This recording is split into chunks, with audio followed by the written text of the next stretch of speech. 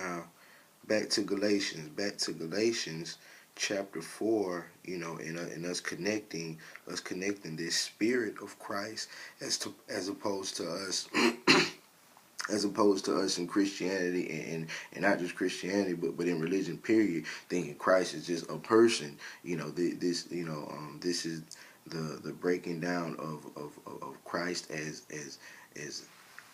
the divine nature of an individual. You know what I'm saying? You know, just further, the total connecting of the dots. So we finished off, we last was off at Galatians, in Galatians chapter 4.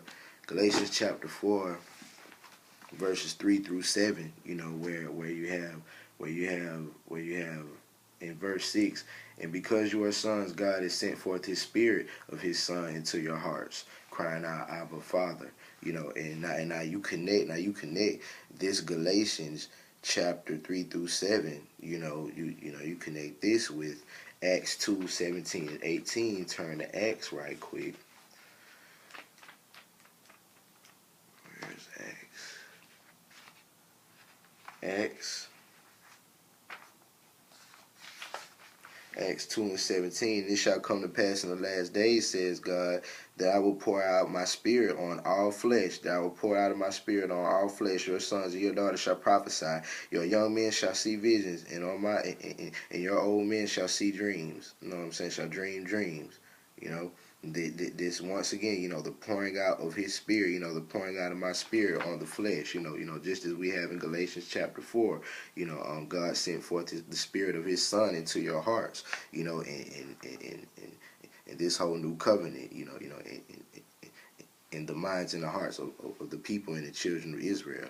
You know what I'm saying? And now when we go down to when we go down to verse 14, we go down to verse 14 in Galatians chapter 4. You stay within Galatians chapter 4, and you go down and you read 14 through 17. You connect more dots. In my trial, which was in my flesh, you did not despise or reject or judge. Basically, you did not judge me. When it says you did not despise or reject, but you received me as an angel of God, even as Jesus Christ. What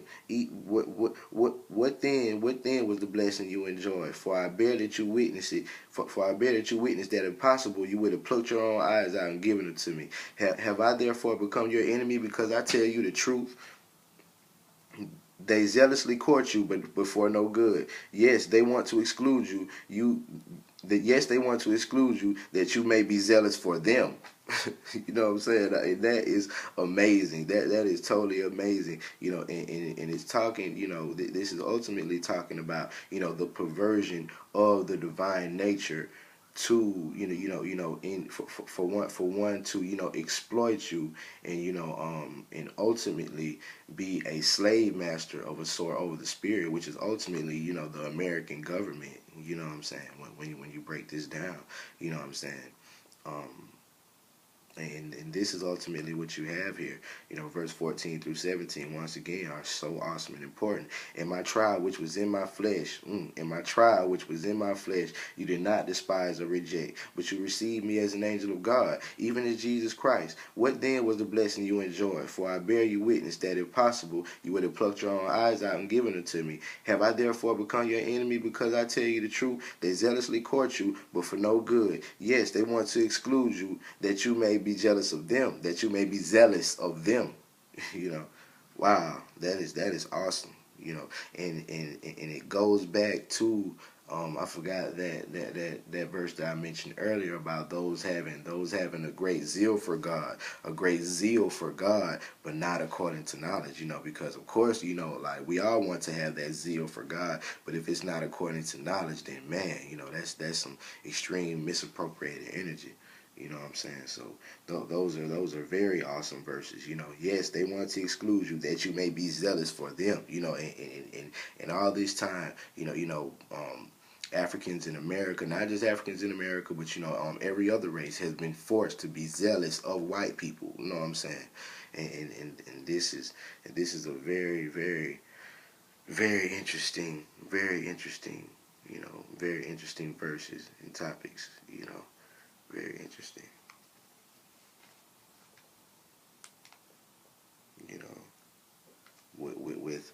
not just white people, but just creating a zeal for man. You know what I'm saying? This, you know, it's very, very interesting.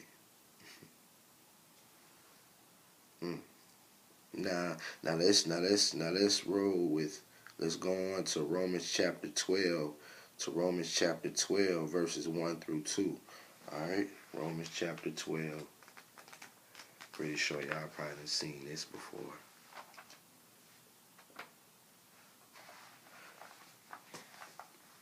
I beseech you, therefore, brethren, by the mercies of God, that you present your body as a living sacrifice, wholly acceptable to God, and which is your reasonable service. And do not be conformed to this world. Be transformed by the renewing of your mind, that you may prove what is good and acceptable and perfect, in perfect will of God. Once again, the word perfect again. That's funny. Man, right there. Once again, in perfect will of God. You know.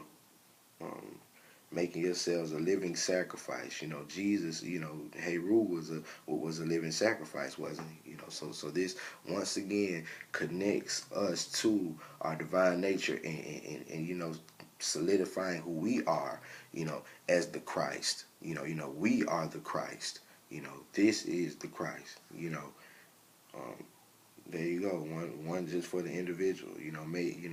Present your body as a living sacrifice, wholly acceptable to God, which is your reasonable service. And do not be conformed to this world. Be transformed by the renewing of your mind, that you may prove what is good and acceptable and the perfect will of God.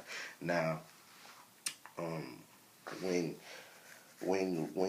you connect this, when you connect Romans chapter 12, verse 1 through 2 to Psalms 82, and you go to Psalms 82, verse 6 and 7, these living sacrifices with Psalms 82, verse 6 and 7. Psalms 82, verse 6 and 7. I said you are gods, and all of you are children of the Most High. I said you are gods. Do you see that? Do you see that? I said ye are gods, and all of you are children of the Most High, but you shall die like men and fall like one of the princes. Now, don't that sound just like Jesus? Didn't Jesus had to die as a man? You know what I'm saying?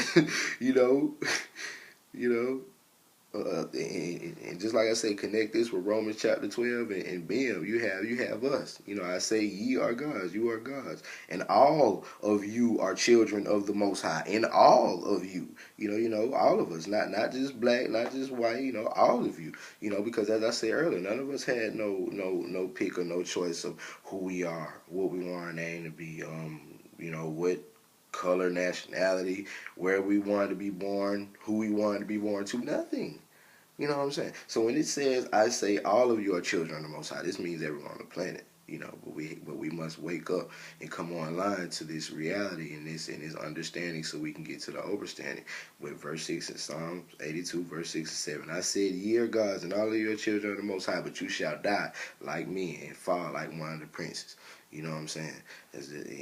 Just like I say, those two connections right there, Romans chapter 12, verse 1 through 2, and you connect that with Psalms 82, verse 6 and 7, and bam, that's what you have. That's exactly what you have. Exactly what you have. Now,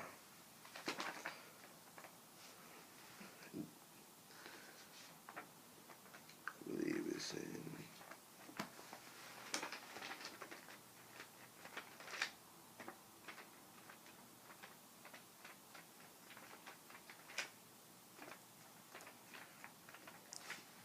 And I want to show y'all the verse where, and I go over it. I go over in one of my previous videos. I will give you the treasures of darkness, and I broke it down perfectly, exactly where this came from, because there are treasures in the darkness. The darkness is beautiful. Without the darkness, we wouldn't know anything. The darkness is the trial and tribulation of our life. You know what I'm saying? Being that we walk with the darkness, we could appreciate the light. We wouldn't comprehend the light. The light is a product of the darkness. And I believe it's Isaiah.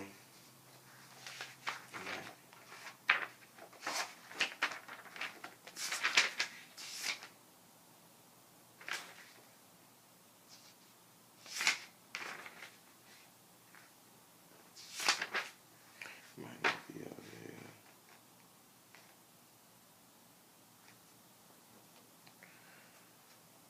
find it for you.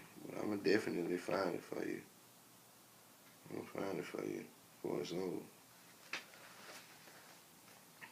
But right now, we're gonna turn to Revelations chapter 12, and we're gonna have to break down the whole relationship between Jesus and Satan. You know what I'm saying? Jesus and Satan, and understanding that Satan didn't kill anybody in the Bible. Damn near. I mean, God literally, God killed more people in the Old Testament than Satan killed people in the whole Bible. And